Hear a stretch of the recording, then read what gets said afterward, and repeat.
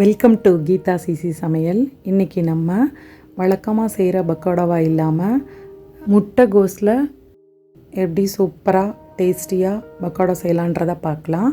வாங்க வீடியோக்குள்ளே போகலாம். அதுக்கு ஒரு பவுலில் முட்டைகோஸ் பொடி பொடியாக நீள நீளமாக கட் பண்ணி வச்சுருக்கேன். இதோட பொடியாக நறுக்கின வெங்காயம் 1, அப்புறம் இந்த பக்கோடாவுக்கு தேவையான மஞ்சள் தூள் 1 டீஸ்பூன், காரத்துக்கு மிளகாத்தூள், ஜீரகத்தூள் 1 டீஸ்பூன், அப்புறம் ஒரு கப்பில் 3/4 பங்கு கடலை மாவு, 1/4 பங்கு அரிசி மாவு, அப்புறம் இந்த டிஷ்க்கு தேவையான உப்பு,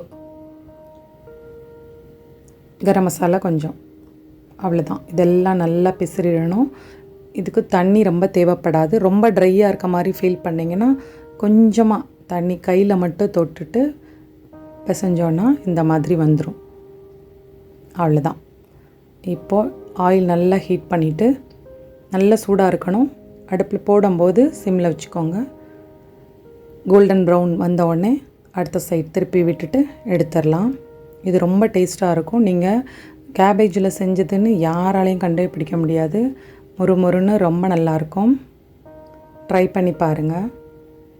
தயிர் சாதம், ரசம் சாதம், ஈவினிங் ஸ்நாக்காக கூட நம்ம சாப்பிட்லாம். சீக்கிரமே பண்ணிடலாம். இதுக்கு ரொம்ப டைம் எடுக்காது. ரெடி ஆகிடுச்சு. இந்த மாதிரி போடாமல் உதிராக நம்ம தூள் பக்கோடா போடுற மாதிரியும் போடலாம். இதுவும் ரொம்ப கிறிஸ்பியாக நல்லாயிருக்கும். அதே ப்ராசஸ் தான். கோல்டன் ப்ரௌன் ஆனோடனே எடுத்துடலாம். நம்மளோட சுவையான மொறு கேபேஜ் பக்கோடா ரெடி. ட்ரை பண்ணி பாருங்கள். அதுக்கு முன்னாடி நம்ம சேனலை சப்ஸ்கிரைப் பண்ணாதவங்க சப்ஸ்கிரைப் பண்ணிவிடுங்க. கூடவே பெல் ஐக்கானை கிளிக் பண்ணிடுங்க. தேங்க்யூ ஃபார் வாட்சிங்.